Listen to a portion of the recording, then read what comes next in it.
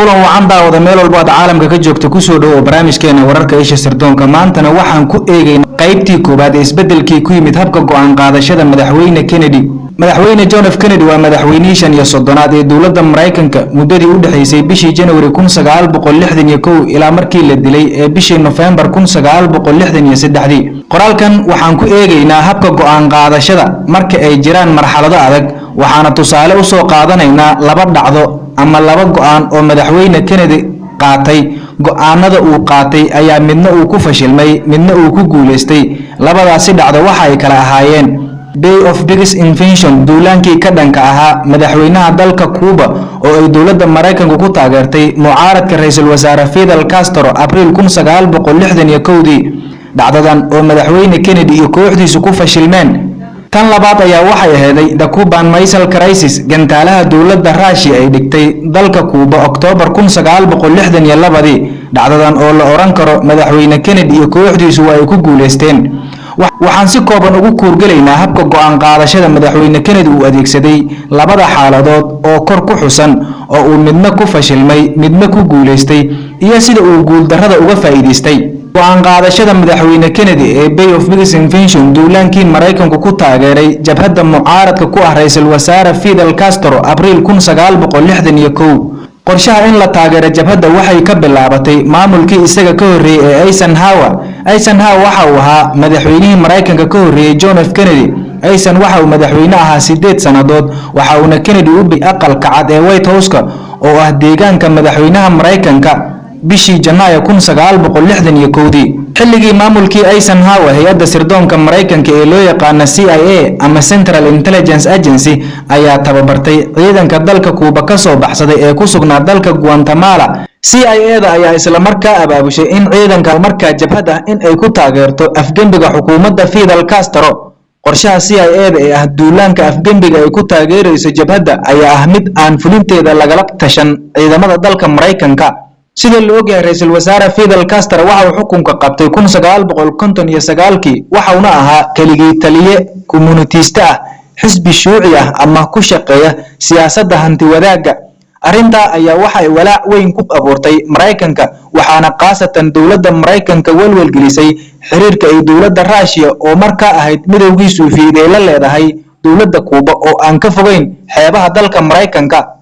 CIA ayaa u soo bandhigtay madaxweynaha cusub ee Mareykanka Kennedy qorshaha ay ka damacsan tahay in CIA-da ay ku taageerayso duulaanka jabhadda mucaaradka Cuba ay ku afgembiso xukuumadda ra'iisul wasaare Fidel Castro ee dalka Cuba. sida laga soo xigtay Arthur Schlesinger oo ah taariikhyahan muddo dheer ku xeel dheeraa aqoonta presidential historian ama aqoonta wax ka qoridda taariikhda madaxweynayaasha, isla markaana Schlesinger waxa uu ahaa xubin ka mid ah maamulka madaxweyne Kennedy, waxa uu hayay xilka la taliyaha madaxweynaha ama kaaliyaha gaarka ah ee madaxweyne Kennedy. waxauna maamulka madaxweyne John F Kennedy ka tirsanaa intii ay jirtay oo idil 1961 ilaa 1963.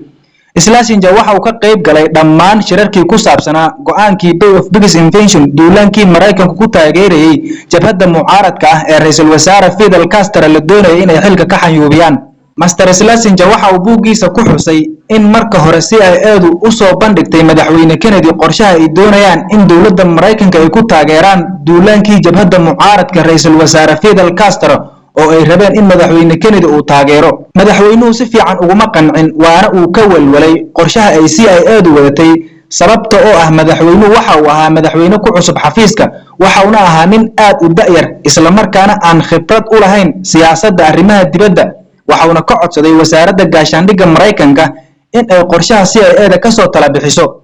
wasaaradda gaashaandhigga waxa ay ku amartay the Joint Chiefs of Staff, guddiga wadajirka taliyaasha Mareykanka, in ay ka jawaabaan tala soo jeedinta uu dalbaday madaxweyne Kennedy. guddiga wadajirka taliyaasha Mareykanka oo ah guddi ka kooban dhammaan hogaamiyaasha laamaha militariga Mareykanka ayaa codsiga madaxweynaha waxa ay uga soo jawaab celiyeen tala bixin kooban.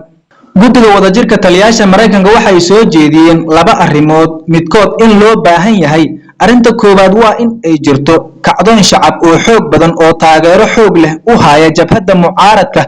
midda labaad waa haddii aysan jirin kacdoon xoog leh, guddigu waxa ay ku taliyeen in ciidanka Mareykanka oo lugta ah lagu lamaaniyo jabhadda.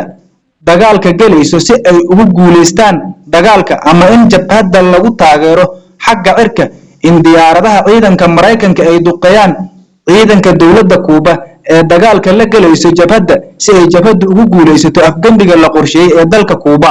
horaantii bishii Maarso 1961 madaxweyne Kennedy waxa uu la kulmay madaxda CIA-da iyagoo cadaadis xoogan ku saaray in uu go'aan degdeg ah qaato fulinta qorshahan haddii uu doonayo in qorshuhu hirgalo.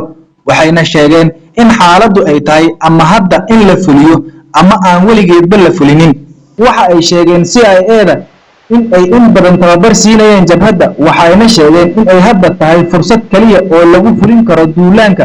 waxay sheegeen CIA-du in sababta hadda cadaadiska ku qasabta ay tahay 3 sababood, sidaa darteed loo baahan yahay in madaxweyne Kennedy go'aanka gaaro fulinta qorshaha. 3 sababood ayaana kala ah: 1. dawladda Guatemala waxa ay doonaysaa in jabhadda mucaaradka Kuuba oo ay CIA-du ku tababarayso dalka Guatemala in ay joojiyaan tababarka. 2. Castro waxaa la filayaa in uu dhawaan helo dayuurado casri ah oo ay ugu deeqday dawladda Ruushku oo markaa ahayd midowga Suufiyeed, lana filayo in ay soo gaarto bisha Juun 1961, taa oo caqabad ku noqonaysa in qorshaha duulaanka afgambiga uu hirgeli waayo. waxaa kaloo ay CIA-du sheegeen in xilli roobaadka ay bilaaban doonaan goordhow, taa oo adkeynaysa in qorshaha duulaanka afgambiga uu hirgalo. daawadayaal, qaybtii koobaad ee go'aan qaadashadii madaxweyne John F. Kennedy intaasi ayaan ku soo koobaynaa. fadlan la soco qaybaha dambe oo taxano noqon doona.